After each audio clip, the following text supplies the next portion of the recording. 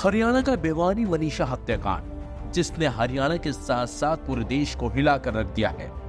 इस केस में कई ऐसे अनसुलझे सवाल हैं जिनके अभी तक जवाब नहीं मिल सके हैं, जिनकी तलाश हर कोई कर रहा है। लेकिन यहाँ आपको बता दें, मनीषा की मौत कैसे हुई, इसका पता लगाने के लिए मनीषा का 3 बार पोस्टमार्टम किया गया। दिल्ली के एम्स अस्पताल में हुए पोस्टमार्टम की रिपोर्ट भी सामने आ चुकी है। इस रिपोर्ट में भी पहले की दोनों रिपोर्ट्स के जैसे ही जहर खाने से मौत होना बताया गया है। चलिए अब आपको बताते हैं कि इस पूरे केस की कहानी में कब कब क्या क्या हुआ है। तो आपको बता दें, भिवानी की 18 साल की लेडी टीचर मनीषा 11 अगस्त को लापता हो गई थी। 13 अगस्त को मनीषा का शव टाणी लक्ष्मण गांव में बुरी हालत में बरामद हुआ था। पुलिस ने जहां इसे जहर खाने से मौत बताया, तो वहीं परिजनों ने इसे हत्या बताया। तभी से इस मामले ने तूल पकड़ा हुआ है। यही वजह है कि मनीषा केस में 13 अगस्त के बाद से ही पूरे हरियाणा में बवाल मच गया था। सिर्फ भिवानी ही नहीं, पूरे हरियाणा में मनीषा के लिए लोगों ने आवाज उठाने शुरू कर दी थी। प्रदेश में जगह जगह प्रदर्शन होने लगे। रोहतक से लेकर सोनीपत तक मनीषा को न्याय दिलाने की मांग पर लोगों ने कैंडल मार्च तक निकाले। पहले भिवानी के अस्पताल में आपको बता दें, मनीषा का पोस्टमार्टम किया गया था। इसमें बताया गया कि मनीषा ने कीटनाशक खाया था, जिससे उसकी मौत हो गई। बाद में जानवरों ने शव को नोचा, जिससे मनीषा के शरीर पर गहरे घाव हुए। मनीषा का शव 13 अगस्त को लोहारू के सिंघानी गांव में नहर के पास खेत में मिला था। उसके गले पर काटने के निशान थे।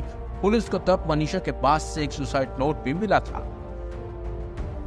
फिर भी परिजनों का कहना था कि यह हत्या ही है, जिसके बाद पीजीआई रोहतक में फिर से पोस्टमार्टम किया गया। वहां की रिपोर्ट में भी जहर खाने से मौत की बात सामने आई। पीजीआई रोहतक के डॉक्टर कुंदन सिंह ने कहा था कि मनीषा के साथ कोई दुष्कर्म नहीं हुआ।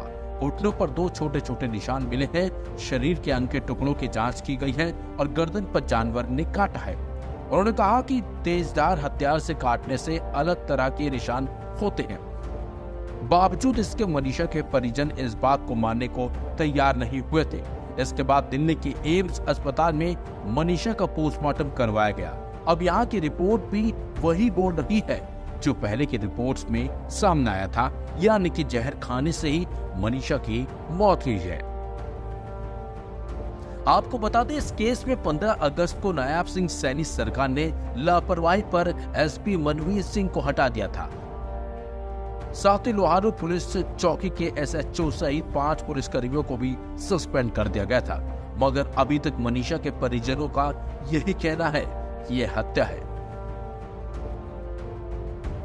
उन्होंने 2 मांगे सामने रखी थी। पहली की इस केस की सीबीआई जांच होनी चाहिए। दूसरी की मनीषा के शव का एम्स में पोस्टमार्टम किया जाना चाहिए, जिन्हें मान भी लिया गया और एम्स में मनीषा का तीसरा पोस्टमार्टम हुआ और अब सीबीआई को इस मामले की जांच सौंप दी गई है। ऐसे में अब देखना होगा कि इस केस में अब क्या कुछ बाहर निकल कर आता है, क्योंकि गुरुवार को आपको बता दी मनीषा का अंतिम संस्कार भी कर दिया गया। इस दौरान परिवार के साथ साथ पूरा गांव मौजूद रहा और हर किसी की आंखें नम रही। लेकिन इस केस में कई सवाल भी खड़े हो रहे हैं, क्योंकि एक लीगल एक्सपर्ट हैं, उन्होंने सीधे सीधे पुलिस की जांच और पोस्टमार्टम रिपोर्ट पर ही सवाल खड़े कर दिए हैं। फिलहाल देखना होगा कि सीबीआई जांच में क्या कुछ अब निकल कर बाहर आएगा। ये सरकार की अच्छी पहल है और अप्रिशिएट करता है ये पूरा एरिया। निष्पक्ष जांच होगी तो सभी तथ्य सामने आएंगे और परिवार से पूरी मेरी सांत्वना देने आई हूँ मैं, और मैं खुद इस एरिया की बेटी हूँ, बहन हूँ, तो जाहिर सी बात है कि मैं इसीलिए यहाँ पे आई हूँ। परिवार ने इसके अलावा भी कुछ और बात कही है कि ये नहीं, अभी मेरी कोई बात नहीं हुई है उनसे। Thank you. मनीषा का अंतिम संस्कार हो गया है, जो धरना प्रदर्शन चल रहा था वो भी अब समाप्त हो गया है, क्या कहेंगे सर? देखिए, पहली बात तो बहुत ही दुखद घटना है और पूरे देश को, पूरे समाज को इस पे बहुत अफसोस है। ये घटनाएं नहीं होनी चाहिए और सरकार से हम अनुरोध करेंगे कि इस पे सख्ताई बरते। बहुत घटनाएं बढ़ गई हैं, इस पे सख्ताई बरते समाज को न्याय चाहिए, सरकार की रेपुटेशन का भी सवाल होता है। दूसरा इसमें ये कहेंगे कि जो डिले हुआ है वो नहीं होना चाहिए था। उसमें कहीं ना कहीं जहां भी अगर किसी की ढील रही है, किसी की अगर गलत रिपोर्ट दी है, तो सीबीआई जो जांच है वो भी उसमें साथ हो। अगर कोई किसी पुलिस वाले ने किसी मुजरिम को बचाने की कोशिश की है या हॉस्पिटल ने कोई रिपोर्ट गलत देने की कोशिश की है, तो उनके ऊपर भी सीबीआई तुरंत साथ में ही कार्रवाई करे, क्योंकि वो भी दोषी बनते हैं। और तीसरा हम इसमें ये कहना चाहेंगे कि हमें मालूम हुआ है कि बहुत से लोगों को पुलिस ने हिरासत में लिया है इस आंदोलन के दौरान, और जिनमें पत्रकार भी हैं, दूसरे लोग भी हैं, और बहुत से लोगों में मुकदमे दर्ज किए हैं, भिवानी में भी, उसके बाहर भी। तो जहां जहां भी कोई मुकदमा दर्ज है या वैसे किसी को पकड़ के रखा हुआ है, तो पुलिस उनको तुरंत छोड़ दे। और क्योंकि आमतौर पर यह होता है कि जो आंदोलन होता है उसके साथ सारे फैसले होते हैं, उसके साथ सारे मुकदमे भी खत्म होते हैं, तो उन सब को रिहा कर दे, वो मुकदमे वापस ले ले। मनीषा की मृत्यु के मामले में अभी क्या ताजा अपडेट है? मनीषा की मृत्यु के मामले में इसमें ताज़ा अपडेट तो ये है कि हमने उनको आज अश्रुपूर्ण विदाई दे दी है। उनका अंतिम संस्कार हजारों लोगों की भीड़ में कर दिया गया है, सभी के साझी संवेदनाओं के साथ।